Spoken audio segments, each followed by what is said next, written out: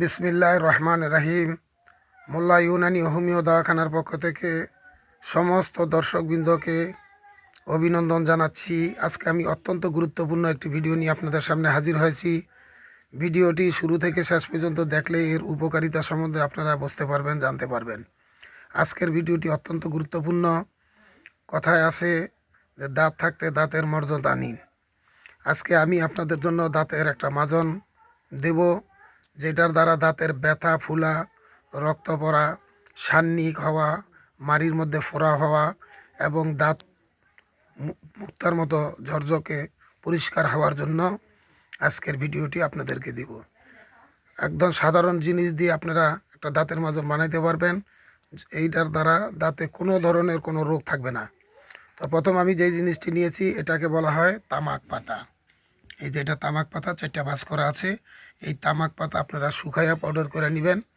এরপরে এখানে আছে, এটাকে ইংরেজিতে বলে আর্মানিয়ান বোল, অর্থাৎ লাল মাটি, এবং আমাদের দেশে এটাকে গেরু মাটিও বলা হয়।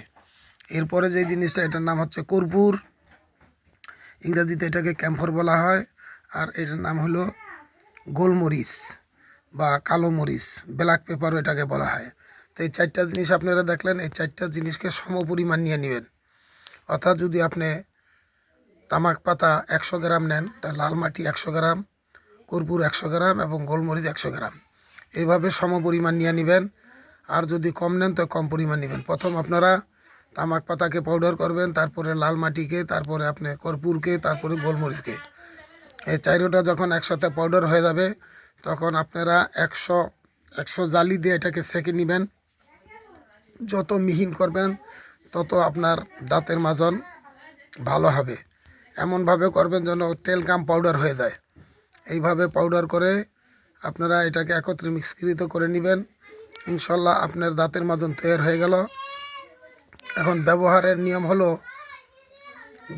নিয়ম হলো সকালে এবং রাতে সামান্য পরিমাণ আঙ্গুলে নিয়ে দাঁতের মধ্যে আপনারা ঘষে দিবেন, বা ব্রাশ দিয়েও দাঁতের মধ্যে ঘষতে পারেন।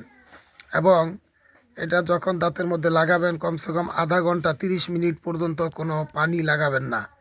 30 মিনিট পরে যদি লাগাইতে চান তাহলে হালকা গরম পানি দিয়ে কুলি করে নেবেন। ইনশাল্লাহ দাঁত যদি লড়া থাকে এবং দাঁতে যদি ব্যথা থাকে, সান্নিক থাকে, সমস্ত কিছু থেকে এটা থেকে আপনারা নাজাত পাবেন। যদি ভিডিওটি আপনাদের কাছে ভালো লাগে অবশ্যই লাইক, শেয়ার, সাবস্ক্রাইব করবেন।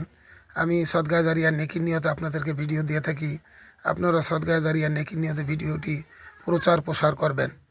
আপনারা সবাই সুস্থ থাকেন, ভালো থাকেন। আজকে আমি এই দোয়াই করি। আসসালামু আলাইকুম।